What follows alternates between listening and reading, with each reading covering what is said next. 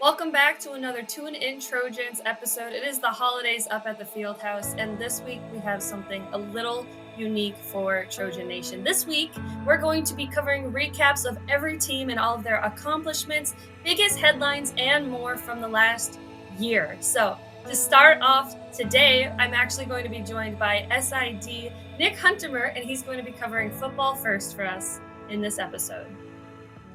Thank you, Maddie. Let's recap the football season in 2022. The Trojans kick off the annual Ed Bowl game with the longtime rival Rusty. The Trojans won the fifth straight game with the title with the 5-0 record in the Gravity Trophy. The Trojans finished the 6-4 over Russia, the second straight winning season. Finished the season by winning 4 games of the last 5 games.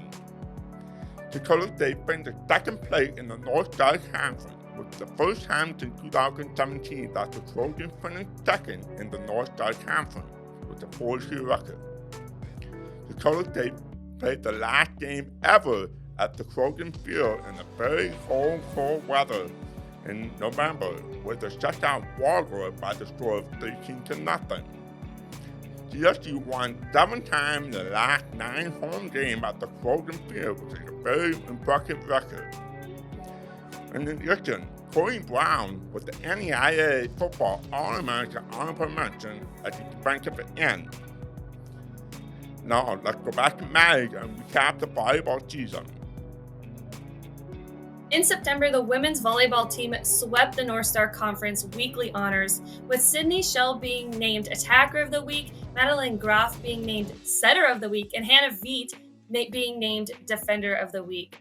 Peyton Graf also set a new program record this past year of all-time digs for the Trojans, with a career total of 2,394 digs, surpassing the previous holder, who was Sonia Kamrud, with 2,086 digs, and she played for the Trojans back in 1996 to 99.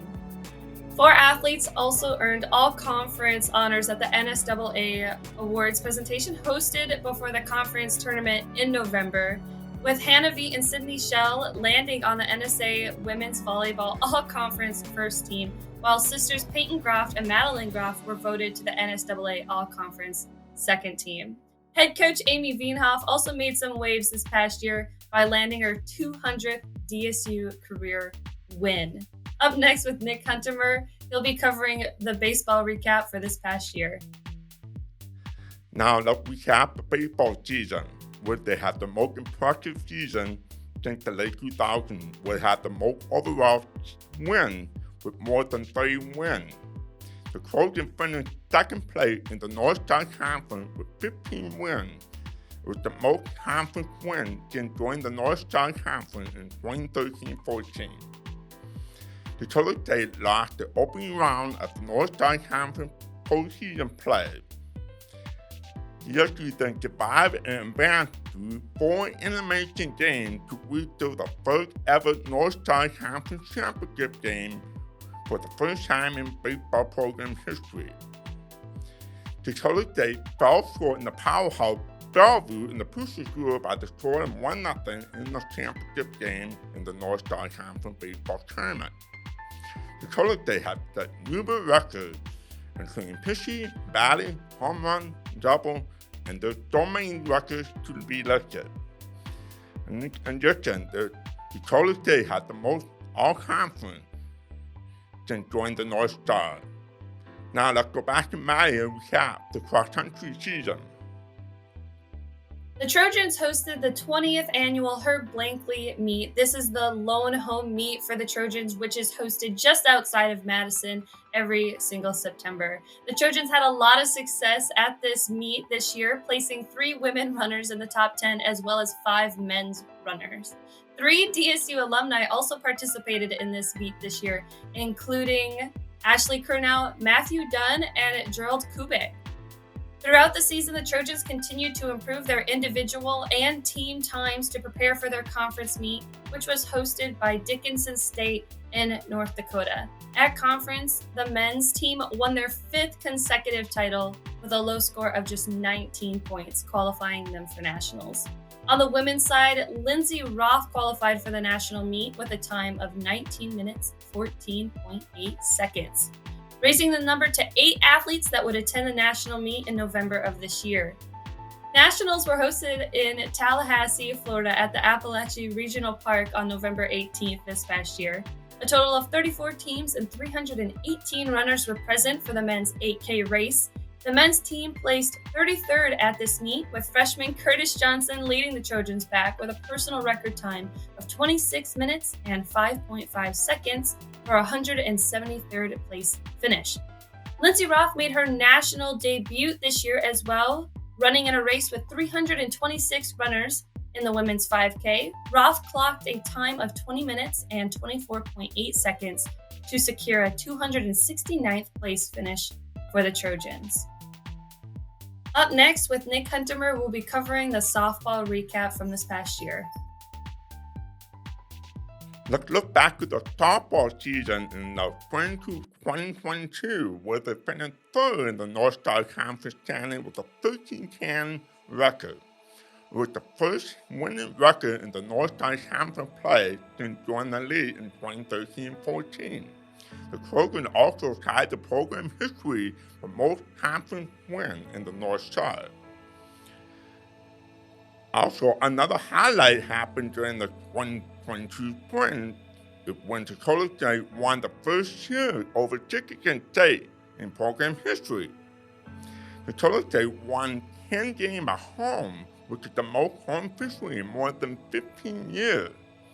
Dakota State won the opening round of the conference play before falling the next 2 games in the conference tournament. Dakota State also tied for the most all-conference selections in 2014. So now go back to Maddie and recap the track and field.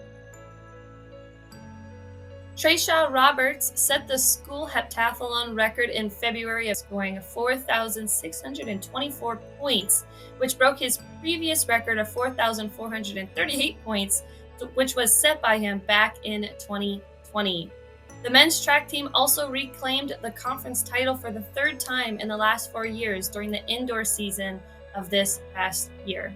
The Trojans would end up sending 10 athletes to the DSU-hosted national meet in Brookings, South Dakota, to compete in various events such as the 4x8 men's relay, women's high jump, women's 400-meter dash, the heptathlon, weight throw, men's high jump, and the men's 60-meter dash.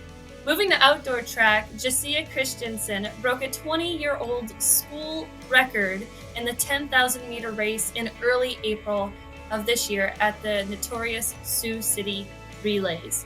The Trojans sent 18 athletes to the 112th annual prestigious Drake Relays hosted in Des Moines, Iowa. Dakota State had 9 relay events at this meet, which was the most relay teams in program history the Trojans have sent to Drake.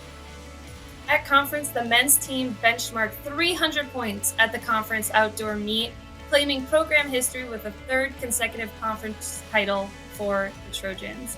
Finishing the season, the Trojans sent 10 athletes to the outdoor national meet hosted in Gulf Shores, Alabama. Events included hammer throw, decathlon, 4x1 meter relay, and the half marathon race. 2 athletes would then become All-American at the national meet, with Trayshaw Roberts placing 6th in the decathlon and Connor Tortson placing 9th in the hammer throw. Nick Huntimer will be up next, covering the men's basketball recap of 2022. Let's look back at the men's basketball season, where they kick off the 2022 year and back in January by winning 7 games in a span of 9 games during the month, which is a very tight race for the conference title, where they 1 game behind first place. Dakota State, however, finished 5th in the conference standing.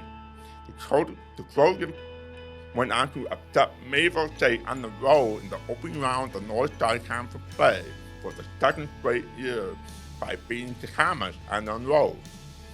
Dakota State fell short to top seed Kerbal by just 2 points in the semifinal round of the conference tournament in Watertown.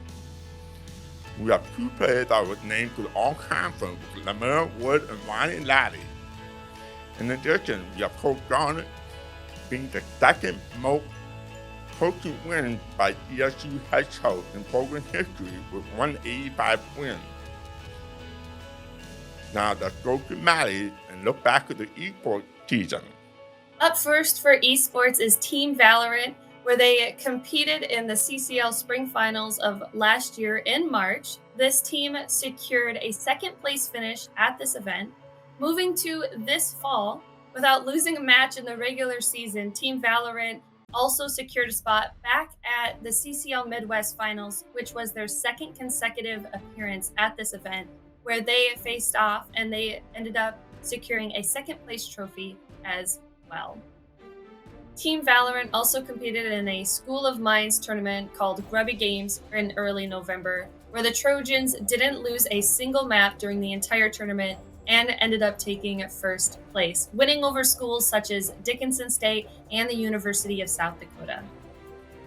The League of Legends team ended up placing fourth place at the Spring CCL Midwest Finals back in March.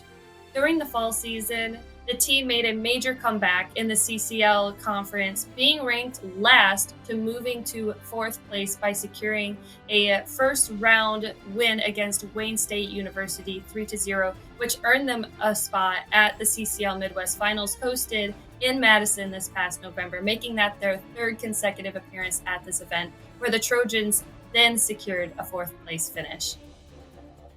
Call of Duty placed in the top 10 of the College COD Modern Warfare 2 launch tournament, which had 83 competing teams from across the country. The Trojans faced some notorious teams, including Clark University, the University of Hawaii, and Nova Southeastern University. The Call of Duty team also secured a 22nd place finish in the College COD Warzone playoffs, with 31 teams competing in their division, including Texas A&M, Fort Hays State University, and the University of Cincinnati. The varsity squad included Landon Hand, Khalid Brueggemann, Noah Kroll, and David Mullis. Trojans Smite placed second in the AGL Collegiate Division 3. The Trojans competed in the Diamond Platinum division of this league with 16 different teams. Nick Huntimer is up next, covering the women's basketball recap of 2022. Now let's look back at the women's basketball season, which has the most amazing season where they won back-to-back Northstar regular season and postseason titles. The Dakota State qualified for the NAIA National Tournament for the second straight year, where they won the first round by beating Hope National before falling in the round of 32 to host school, Rocky Mountain. We highlight that Jackie Gatto is all-time shorter in school history, and she was also All-American second team selection. We also highlight that Savannah Watt scored 1,000 points during her career at Dakota State University. And overall, that Dakota State produced a 27-1 Northstar Conference regular season in a span of 2 years. Dakota State has 2 winning streaks, one in 21-22 with 11 straight wins, and 8 straight wins in this current season.